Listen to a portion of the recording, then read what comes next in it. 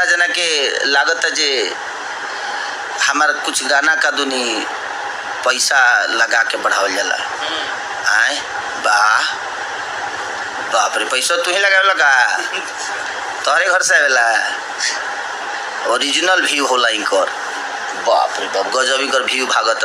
तहार तो व्यू इतना भागत न बाबू, इतना धरती पे बाजत न कि हम धरती कई जगह तो धरती फाट गइल ह। कान हमनी के बंद कर कई जगह तो हम देखनी दरार पड़ल गाना के धमक से। गजब भाई, इतना दिन जे यूट्यूब ना रहो ओ दिनों खेसारी अलगे रहले लोग के प्यारे के वजह से। तो लोग जरा के प्यार कर लो के तार लो। अब एगो मुर्गी के पीछे तू लोग पड़ गए, जब तक लोग मैंने लात बचौनी ना काट देबा नु तो मुर्गी अस्थिर ना रही।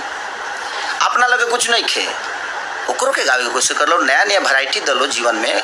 राइटर बढ़िया बढ़िया रख लो, चोर सन के रख के भी मतलब कि तू चोर हो जाता रह ना नुकल जाला। इसे पागल हो गलो है। मुर्गा में बढ़िया लिखवाओ, बढ़िया से लिखवावा लो, बढ़िया से काम कर लो। केहू रोकले बा केहू के रोके जाता ना। लेकिन एगो मुर्गी के पीछे पड़ल बड़ा लो बेमतलब के लागत है कि नया साल में इतना निमन को मुर्गी आयर लालसिया मैंने मुर्गी ना कहे नूर को दिले बड़ा लो एकरा के। केहू मुर्गा ह तो केहू मुर्गी ह का ह। सोच बदलिए आप लोग। और के कहाँ से व्यूवर भागता, कैसे भागता, नइखे भागत, इस तरह से पूछ के क्यों भगाई ना। हर आदमी के अपन विजन होला। तोहरो विजन बा, उनकरो विजन बा, जे भी कलाकार बा, सब लोग के विजन बा भाई। आप अपने विजन को लेकर चलिए। किसी के पीछे पड़ने से अच्छा है कि आप अपने करियर पे ध्यान दीजिए। आज तक ले तू लोग नए बड़ो काहे भाई, ये बतिया कह दे तो बुरा लग जाए सबके। हम केहू के पीछे पड़ी ले ना, हम अपन काम करी ले, हम कामे करके यहाँ तक ले पहुँचल बने। हम केहू के पीछे पड़ के नहीं की पहुँचल।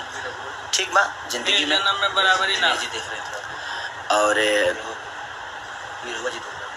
तो दिल से प्रणाम है। और हमारे दिनेश लाल भैया भी जुड़े हुए हैं।